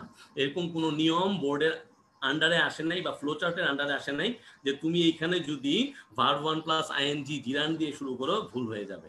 তারপরে দেখো কি to regard Kuakata as a virgin beach, চাইলে তুমি এইখানে শেষ করে দিতে পারো, আবার চাইলে তুমি এন দিয়ে এটাকে আরো একটা বৈশিষ্ট্য লিখে দিতে পারো। এটা তোমার উপর নির্ভর করে তুমি কতটুকু বৈশিষ্ট্য পরীক্ষায় লিখতে চাও, তুমি কতটুকু অ্যান্সার দিতে চাও। টু দা পয়েন্ট দাও। এইভাবে ভাইবো না যে এন দিয়ে একটা বেশি লিখলে মনে হয় ওই 2 এ 2 দিবে আর নাইলে 1 দিবে, এরকম কিছুই নাই। তবে হ্যাঁ, যদি বৈশিষ্ট্য অনেকগুলো থাকে এবং বৈশিষ্ট্যগুলোকে আমরা চাই একটু সুন্দর করে সাজাতে, তাহলে সেই ক্ষেত্রে এন দিয়ে লিখে দে, কোনো প্রকার ভুল নাই। তাহলে to regard Kuakata as a virgin beach and a sanctuary for migratory winter birds, এই দুইটাও আমরা পড়ে আসছি, তোমাদেরকে বলে দিছি। To have the indigenous culture of the Rakhine community and 100-year-old Buddhist temple. তাহলে এটাও একটা অ্যাট্রাকশন, কারণ আমরা জানি যে পিলগ্রিমরা, ডেভোটিসরা, তারা কি করে দলে দলে হাজারে হাজারে তারা হচ্ছে এই কাজটা করতে যায়। তারা হচ্ছে কোথায় যায়? তারা হচ্ছে কুয়াকাটায় যায় একটা নির্দিষ্ট ডেতে, বিভিন্ন পূজার দিনগুলোতে, ঠিক আছে? তারপরে দেখো to watch fishing boats flying in the বে of Bengal with colourful sails. তাহলে কি বলতেছে? To watch fishing boats flying in the বে of Bengal with colourful sails. এখন তোমরা আমরা বলতে পারো এই ঘটনাটা তো আগে ঘটছে, আর এই ঘটনাটা 4 নাম্বারটা তো পরে ঘটছে। একজন প্রশ্ন করছিল, ভাইয়া আমরা যদি অর্ডার ব্রেক করি তাহলে কি সমস্যা আছে? কোনো সমস্যা নাই। তবে তুমি যদি অর্ডার ব্রেক না করে আগে পরে লিখতে পারো তাহলে তোমার জন্য আরো বেটার হয়। তাহলে তুমি তোমার জন্য যে খাতাটা দেখবে, তোমার খাতাটা যে পড়তেছে তার জন্য বেটার হয়, ঠিক আছে? সো এইখানে যেমন আমরা অর্ডার ব্রেক করছি, তোমরা চাইলে অর্ডার ব্রেক করতে পারো, কিন্তু অর্ডার ব্রেক না করাটাই বেটার। তারপরে দেখো to attend the festivals of Ras Purnima and Maghi Purnima by thousands of Hindu and Buddhist devotees. এখন এইখানে by thousands of Hindus and Buddhist devotees, এটুকু যদি তুমি নাও লিখো তাতেও তোমার নাম্বার কাটা যাবে না, আর যদি তুমি লিখো তাতেও তোমার কোনো প্রবলেম হবে না, কারণ অলরেডি তথ্যটা তুমি দিয়ে দিছো। To attend the festivals of Ras Purnima and Maghi Purnima, এইটুক লিখলেও তোমার একটা ফ্লো চার্টের অংশ হিসেবে এটাকে গণ্য করা যাবে। সো এখন বলো তোমাদের আর কার কি প্রবলেম আছে বলো দেখি। একজন বলতেছে হ্যাঁ টু কনসিডার্ড। পার্থ তুমি টু কনসিডার্ড লিখতে পারো না ভাইয়া, তুমি টু কনসিডার্ড লিখবা না। হ্যাঁ ভাইয়া, টু কনসিডার হবে, এই ডার্ড হবে না, কারণ এখানে শুধুমাত্র ভার্ব 1 বা বেস ফর্ম হবে। একজন বলতেছে to get and long and wide beach. আচ্ছা তুমি মনে রাখবা to get long and wide beach মানে কি? তুমি পাইতেছো। সো এই ক্ষেত্রে বাক্যটা কিন্তু ভুল হয়। তুমি মূলত লং এন্ড ওয়াইড বিচের ন্যাচারাল সেটিংটাকে দেখতে চাচ্ছ, তো সেইখানে তুমি কি করবা? ন্যাচারাল সেটিংটাকে বলবা, ঠিক আছে? কয়টা পয়েন্ট লিখবো? পয়েন্ট তো তোমাকে 5টাই লিখতে হবে, নিয়ামুল সরি। ওকে ঠিক আছে। রবিউল বলতেছে ভাইয়া ফ্রেজাল বানানটা ঠিক করে নিবা, ওটা ই হবে না এ হবে। সেন্টেন্স গুলার মিনিং মিলাইতে অসুবিধা হয়। হ্যাঁ ভাইয়া একটু তো কষ্ট হবেই, মাত্র তো শুরু করলাম, ঠিক আছে? প্র্যাকটিস তো প্রচুর করতে হবে, তোমাকে তো পড়তে হবে। তুমি আগে নিজেকে কোশ্চেন করো যে আমি কয়টা প্যাসেজ পড়ছি, কয়টা প্যাসেজ পড়ে অ্যান্সারটা না দেখে নিজে অ্যান্সার করার ট্রাই করছি। কাইন্ডলি এইটা একটু অনেস্টলি নিজেকে নিজে যাচাই করো, দেখবা যে অনেক কাহিনী হয়ে যাবে, ঠিক আছে? আচ্ছা ঠিক আছে, এইদিকে আর কোনো প্রবলেম দেখতেছি কিনা? Thank you very much. যারা বুঝতে পারতেছো তাদেরকে অনেক ধন্যবাদ। ভাইয়া টু বি কনসিডার হয়তো তাইলে, তাই না? হ্যাঁ ফাহমিদুন নবী অবশ্যই টু বি কনসিডার্ড হবে, কারণ টু এর পরে যখন বি ইউজ করবা তখন বি এর পরে ভার্বের পাস্ট পার্টিসিপল ফর্ম হয়। থ্যাংক ইউ ভেরি মাচ ফাহমিদুন নবী। আচ্ছা আচ্ছা ওকে, তারপর আমরা দেখতেছি বেস ফর্ম হয়। ভেরি গুড ভাইয়া। 5 নাম্বারটা 2 নাম্বারে লেখা যাবে কিনা? হ্যাঁ, 5 নাম্বারটা অবশ্যই 2 নাম্বারে লেখা যাবে, কিন্তু তুমি যদি একটু চেষ্টা করো তাহলে কিন্তু তুমি ধারাবাহিক লিখতে পারো। আর যদি ধারাবাহিক লিখো, ট্রাস্ট মি, তোমার টিচার যে খাতা দেখবে সে অনেক বেশি তোমার উপরে প্লিজ থাকবে, এই কথাটা মনে রাখো।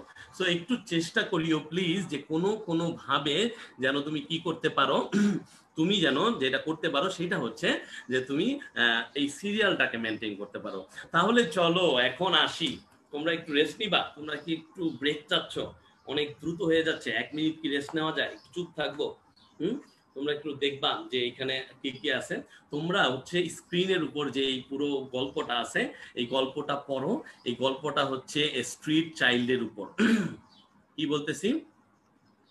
স্ট্রিট চাইল্ডের উপর, যার নাম হচ্ছে আমেরিগো। যার নাম হচ্ছে কি? আমেরিগো। এই আমেরিগোর গল্পটা পড়বো আর তোমাকে দেখাবো কিভাবে একটা সেন্টেন্স আর একটা ফ্রেজ তুমি আলাদা করতে পারো। সো এটা একটু মনোযোগ দিয়ে পড়ো, আমি একটু দ্রুত পড়ে যাব, 1 মিনিট সময় দিলাম, একটু দেখো। হ্যাঁ আরাফাত রহমান, অবশ্যই টু না দিয়ে অন্য অর্ডারে অবশ্যই তুমি বাক্য দিতে পারবা। তুমি শুধু খেয়াল রাখবা যেন তোমার গ্রামাটিক্যাল যেই আমরা মানে ওয়েগুলো দেখাইছি, যে তোমার V1 প্লাস আইএনজি, এই জিনিসগুলো যেন ঠিক থাকে, ঠিক আছে? অথবা হ্যাভিং প্লাস ভার্ব 3, এগুলোকে ঠিক রাখলেই তোমার হয়ে যাবে, ঠিক আছে? কোনো সমস্যা নেই। ভাইয়া টু দিয়ে স্টার্ট করেছেন, আবার কি টু দিয়েই এন্ড করতে হবে? এন্ড করতে পারলে ভালো, না করতে পারলে কোনো সমস্যা নাই, তুমি টু না ব্যবহার করে অন্য যে কোনো ওয়েতে লিখতে পারবা। আচ্ছা হ্যাঁ, রুবাইয়া রিজবি একটা সুন্দর কথা লিখছে। আমাদের টিচাররা বলেছে কলেজের যে ফার্স্টটা যেভাবে লেখা থাকবে পরেরগুলো এভাবে লেখা থাকবে। এখন কথা হচ্ছে এক একজন টিচার এরকম এক একভাবে বলে, তবে এর মানে এই না যে ফার্স্টটা যেভাবে আছে ওইভাবে না লিখলে নাম্বার কেটে দিবে। এখন পর্যন্ত এইরকম কোনো নজির দেখা যায়নি, ঠিক আছে? কিন্তু যদি দেখা দেয় তাহলে আমি বলবো যে সেখানে কলেজে কিভাবে নিবে আমি জানি না, তবে এইটা ঠিক, টিচাররা এই কথাটা সঠিক বলছে তোমাদেরকে। যদি তোমরা একটা নির্দিষ্ট আকারে বাক্য শুরু করতে পারো, যেমন তুমি যদি বাক্যটা এমনি শুরু করো যে এস্টাবলিশেস, আমি এইখানেই লিখছি এস্টাবলিশেস, তাহলে পরের বাক্যটা যদি শুরু করো রানস দিয়ে, RUNS রানস, পরের বাক্যটা যদি তুমি শুরু করো রেইজেস দিয়ে, এই যে রেইজেস, পরের বাক্যটা যদি শুরু করো আন্ডারটেক্স দিয়ে, এই যে আন্ডারটেক্স, তাহলে ভালো হয়, তাহলে বেটার হয়। আমি কখনোই বলবো না যে এইটা খারাপ হয়, আর এইটাও কখনো আমি এনকারেজ করবো না যে তুমি বারবার ঘুরিয়ে ফিরিয়ে লেখো, কিন্তু আমি বলবো তুমি না পারলে ঘুরিয়ে ফিরিয়ে লিখতে পারো, সেই ক্ষেত্রে সেটা মানা যাবে। কিন্তু তুমি যদি পারো তাহলে ট্রাই করবা হচ্ছে একই ধরনের জিনিস লিখতে। ওই যে বলছি, আমি যখন দেখবো, দেখতে যদি সুন্দর না লাগে, একটা জিরান্ড, একটা ইনফিনিটিভ, একটা হ্যাভিং প্লাস ভার্ব 3, তাইলে টিচার একটু মনক্ষুণ্ণ হইতেও পারে, ঠিক আছে? তবে এখন পর্যন্ত আমি পার্সোনালি শুনি নাই। যদি শুনি, যদি এরকম কোনো আপডেট হয় যে যেইভাবে শুরু দেওয়া আছে সেইভাবেই করতে হবে, তাহলে আমি অবশ্যই তোমাদেরকে বলবো। আমি আরেকটু দেখবো, টিচারদের সাথে টুকটাক কথা বলবো, যারা এইচএসসি এক্সাম মানে এক্সামিনার যারা খাতা দেখতেছে তাদের সাথে আরো জিজ্ঞেস করবো যে এইভাবে কি আপনারা এটা ফর গ্রান্টেড কিনা। যদি ফর গ্রান্টেড হয় আমি অবশ্যই তোমাদেরকে জানাই দিব। তবে তোমরা ফ্লো চার্টের জন্য আপাতত এইভাবে দুই একটা বিক্ষিপ্ত ভাবে লিখলে খুব বেশি সমস্যা হবে না। তবে হ্যাঁ, চেষ্টা করবা যদি টু দিয়ে শুরু হয় তাহলে টু প্লাস ভার্ব 1 দিয়ে লিখতে, যদি ভার্ব 1 প্লাস আইএনজি দিয়ে শুরু হয় তাহলে চেষ্টা করবো ওইটা দিয়ে লিখতে। এতে করে তোমার মানে যেই মানে লেখার যেই ধারণ ক্ষমতাটা বা লেখনির যেই মানে তোমার যেই স্টাইলটা, এইটা টিচার ইজিলি ধরতে পারবে, বুঝতে পারবে যে না সে জানে। ওকে, দেখি আর আর আর কি সমস্যা আছে। আচ্ছা, to have many wonderful unique spot, হ্যাঁ সুজানা ঐশী তোমারটা ঠিক আছে, সুজানা এটাও চলবে, কোনো সমস্যা নেই। কোশ্চেনে থাকা ফ্রেজ অ্যাভয়েড করলে সিরিয়াল নাম্বার 1 দিয়ে শুরু করব নাকি 2 দিয়ে শুরু করব? ইন্টারেস্টিং কোশ্চেন ফাতেমা, 1 দিয়েই শুরু করতে পারবা, কোনো সমস্যা নাই, ঠিক আছে?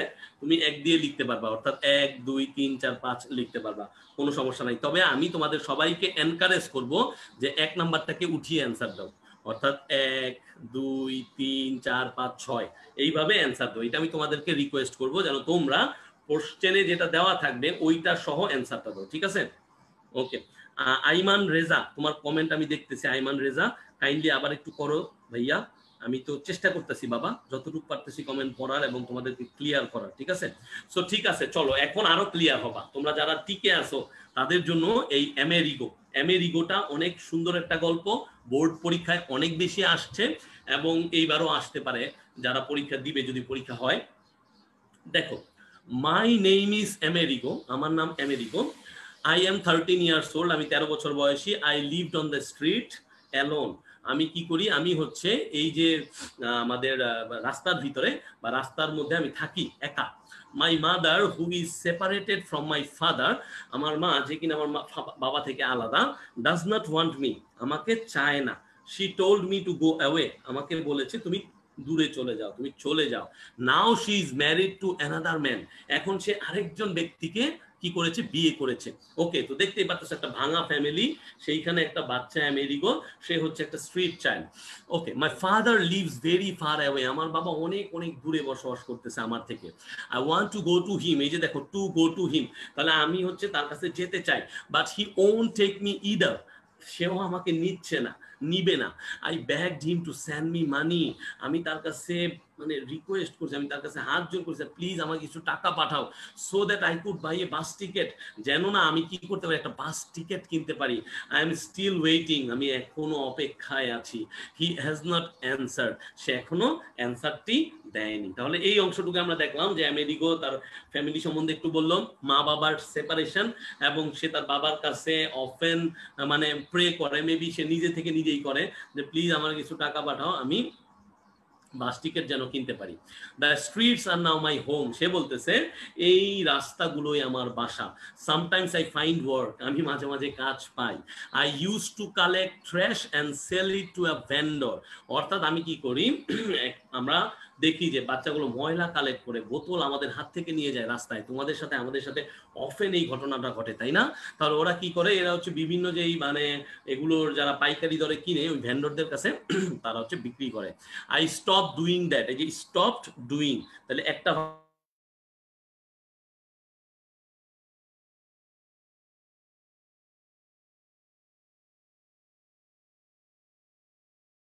ভার্বটা প্লাস আইএনজি। আর আই সিরিয়াস মেবি ভাইয়ার ইন্টারনেটে একটু সমস্যা হয়েছে, সবাইকে তখন আমি এটা বন্ধ করে দিলাম। Doctor told me to stay away from the trash dump, দূরে থাকবে। ওনস আই ওয়ার্ক ফর এন, ভাই আপনার মিউট হয়ে গেছে। আমি তো আসি ভাই, আমি কি থেমে গেছিলাম? জি ভাইয়া ঠিক আছে। আচ্ছা ঠিক, ভেরি গুড। তাহলে দেখো, the owner of the shop gave me something to eat and let me sleep in his hut at night, সে কিছু খেতে দিত এবং তাকে থাকতে দিত। The work was difficult and painful, কাজটা ছিল খুবই কষ্টকর এবং খুবই কঠিন। The ice cream box was quite heavy, অর্থাৎ আইসক্রিম বক্সগুলো খুবই ভারী। হোয়েন ইট ইজ ফুল, যখন আইসক্রিম দিয়ে পরিপূর্ণ থাকে। I had to work for hours, আমাকে ঘন্টার পর ঘন্টা হাঁটতে হতো। অফারিং মাই আইসক্রিম, আইসক্রিম আমি তাদের কাছে মানে যেমন আমাদের কাছে বিক্রি করে সে, to whoever want to buy, অর্থাৎ কি করতে চায়, যারা কিনতে চায় অথবা চাইতো। There were days when I could not even sell one ice cream, এমন দিন গেছে যে আমি একটা আইসক্রিমও বিক্রি করতে পারিনি। তাহলে কি বলছে, এই যে মানে গল্পগুলো পড়লাম আমরা, এই গল্পের যে অংশগুলো বাক্যগুলো পড়লাম, read the following text and make a flow chart showing the life style of Amerigo. তাহলে আমার কাছে কি চাইছে, আমার কাছে চাইছে হচ্ছে লাইফ স্টাইল অফ আমেরিগো। কি চেয়েছে, life style of Amerigo. One is done for you, বলছে লিভিং অন দ্য স্ট্রিট। কি বলছে দেখো তো, লিভিং অন দ্য স্ট্রিট।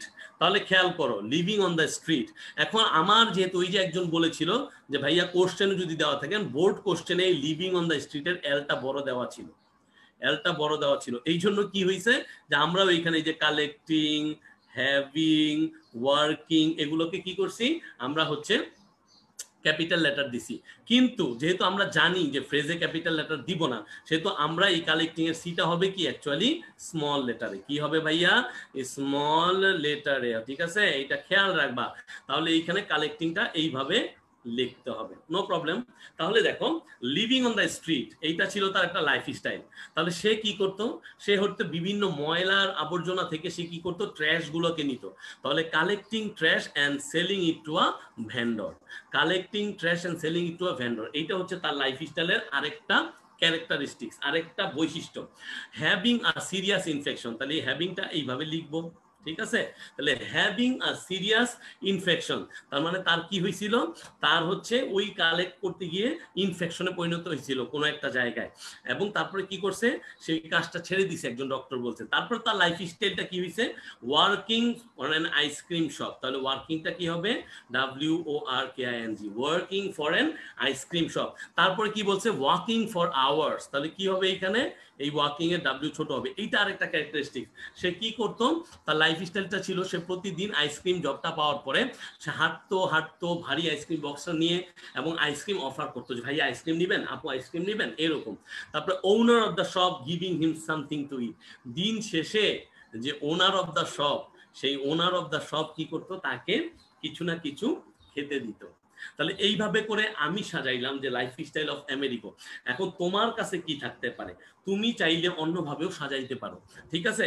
সেই ক্ষেত্রে তোমাকে কি করতে হবে, তোমাকে অবশ্যই প্যাসেজটাকে আবার পড়তে হবে, এবং প্যাসেজটাকে পড়ে যে কাজটা করতে হবে সেটা হচ্ছে এই প্যাসেজের ভিতরে যে গুরুত্বপূর্ণ তথ্যগুলো আছে, এই তথ্যগুলো আগে অ্যাকুমুলেট করতে হবে, বুঝতে হবে, একত্র করতে হবে, তারপরে তুমি এক্সিকিউশনে যেতে পারবা। এখন আসলে সবচেয়ে ইন্টারেস্টিং ফ্যাক্ট, যারা দেখতেছো আর যারা দেখতেছো না তাদেরকে রিকোয়েস্ট করবো দেখে নিও, তোমরা তোমাদের বন্ধুদেরকে দেখে নিতে বলো, যে এই সেন্টেন্স আর ফ্রেজের যে ঝামেলাটা একদম শেষ করি। দেখো তোমাদের প্যাসেজে ছিল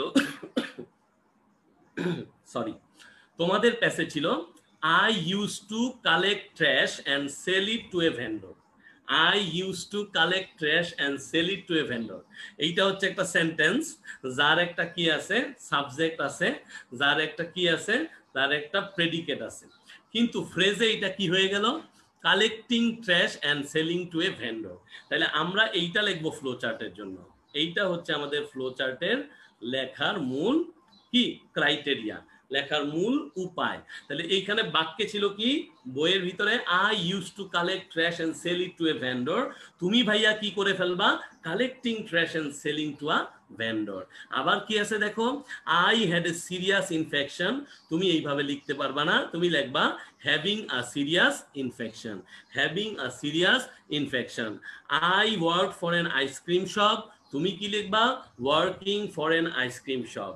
তারপরে কি আছে, I had to work for hours offering my ice cream, তুমি কি লিখবা, working for hours offering ice cream. ঠিক আছে, তুমি ফ্লোচার্টে কমা এন্ড এগুলো ইউজ করতে পারবা, পাংচুয়েশন মার্কসটাও ইউজ করতে পারবা কমা হিসেবে, আর তুমি ইউজ করতে পারবা কি, তুমি ইউজ করতে পারবা হচ্ছে এই conjunction and as well as এগুলা। তারপরে দেখো, the owner of the shop gave me something to eat, owner of the shop giving him something to eat, এই গেভ মি না হয়ে কি হয়ে গেছে, giving him something to eat. তাহলে আশা করি এখন আর কারো কোনো মোটামুটি যে সমস্যাগুলো ছিল আর সমস্যা থাকার কথা না। রাখি, তোমরা কি পারবা বলো? আচ্ছা, পারবা কিনা বলো? হ্যাঁ, ফার্স্ট ওয়ার্ডটা তো ক্যাপিটাল লেটারেই হবে না ভাইয়া শাকিলা, ফার্স্ট ওয়ার্ডটাকে ক্যাপিটাল লেটারে দিবা না, ফ্রেজের ক্ষেত্রে ক্যাপিটাল লেটার ইউজ হয় না, ঠিক আছে? আচ্ছা ভাইয়া, সেন্টেন্স যদি খুব বেশি স্ট্যান্ডার্ড না হয়, বাক্যটা সঠিক হয়, অবশ্যই সঠিক বাক্য, সঠিক এক্সাম্পল বা সঠিক ক্যারেক্টারিস্টিক্স লিখলেই নাম্বার হবে, ঠিক আছে, কোনো সমস্যা নাই। ওকে, ঠিক আছে, তাহলে এইটা কি তোমরা বুঝছো কিনা কাইন্ডলি একটু আমাকে কমেন্ট বক্সে জানাও প্লিজ, আমি একটু দেখতেছি যে এইটা তোমরা বুঝতে পারছো কিনা। Thank you very much. জি ভাইয়া, অনেকটা ইজি হয়ে গেছে, থ্যাংক ইউ ভেরি মাচ, ভালো ভালো ভালো ভালো, শেষ করেন ভাইয়া, all clear, thank you very much. আচ্ছা ঠিক আছে, ফুল ক্লিয়ার, পারবা, আলহামদুলিল্লাহ, শুনতে ভালো লাগে। যারা এখনো বুঝতেছে না তারা কিন্তু প্রশ্ন করতে পারবা, কিউএনএ আছে, সেইখানে অবশ্যই প্রবলেম সলভিং ক্লাস হবে, তোমাদের কোশ্চেনের উত্তর দিতে পারবো। শরীরটা অসুস্থ, অনেকের প্রশ্ন দেখতে পারতেছি না, তার জন্য আন্তরিকভাবে ক্ষমা প্রার্থী, কিন্তু যতটুকু পারতেছি চেষ্টা করতেছি তোমাদেরকে বুঝাই দেওয়ার। ঠিক আছে? সো তোমরা হচ্ছে নোটসগুলা দেখবা, নোটসগুলা দেখে যেটা করবা সেটা হচ্ছে আমি বেশ কয়েকটা দিয়ে দিছি, এগুলো হচ্ছে তোমরা আমাকে লিখে পাঠাবা এবং তোমরা কতটুকু বুঝছো তখনই আমি ধরতে পারবো। এবং এই তো মোটামুটি এখন তোমরা তাহলে যদি বুঝতে পারো তাহলে আমার কাজ মোটামুটি শেষ। তাহলে আজকের মতো আমরা ক্লাসটা এখানে শেষ করতে পারি।